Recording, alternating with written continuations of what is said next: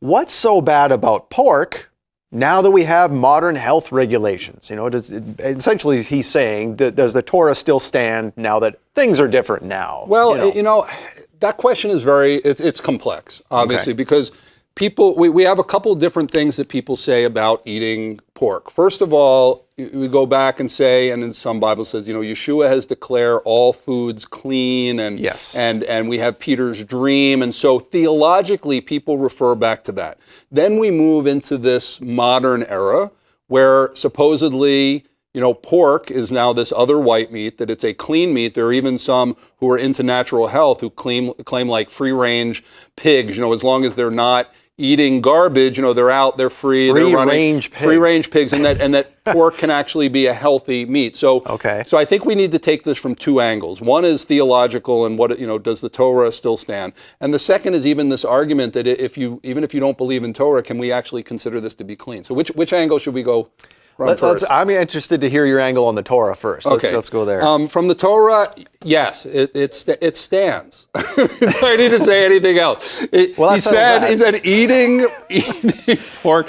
I mean, by the way, pigs, very lovely animals. They were created for a purpose. Of course. In fact, they're created to help clean up the world. They're one of the garbage collectors of the world. But we're just not supposed to put them in our bodies. And in fact, it's referred to eating a pig as an abomination. Funny, the same language is used to refer to homosexuality, and yet the Christians are all over the abomination of homosexuality, and then while they're eating pork chops and Spam and bacon and all kinds of other stuff. So, we want to read the words, we want to put things on an equal footing. But also we go back and, what about Peter's dream? Well, we've talked about this on the program. It's very clearly talking about men.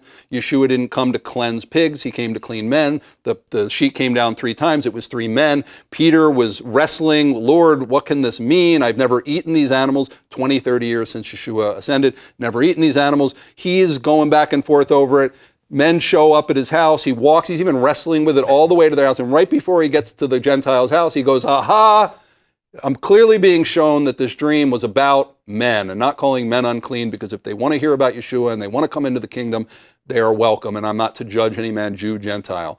Nothing to do with food. Peter knew it had nothing to do with food.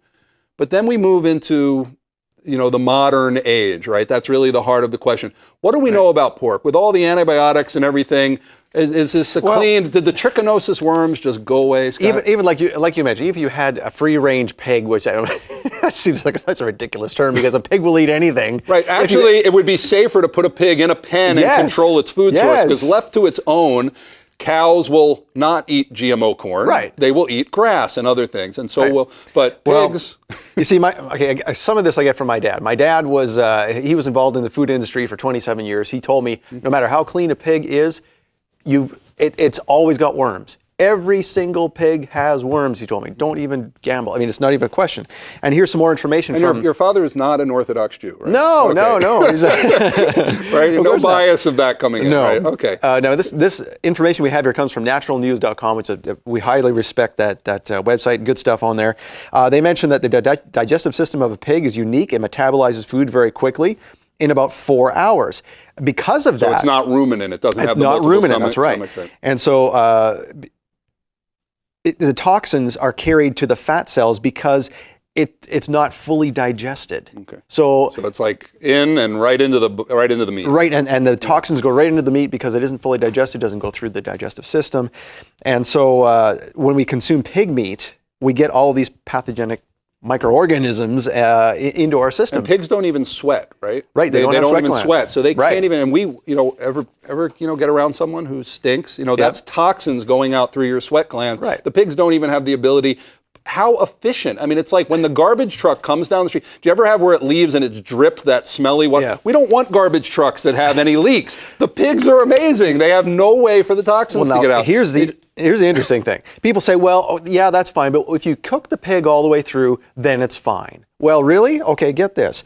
High heat cooking methods produce a chemical in the meat that damages much of the essential fats, which then become highly carcinogenic. Okay, so we have cooked carcinogens that are in there already, and anything that might have been healthy in the pig turns into a carcinogen. Right. It's a toxic animal. It was created to Exactly. be so. But I want to bring these two worlds together right now because people bring these two arguments together as one.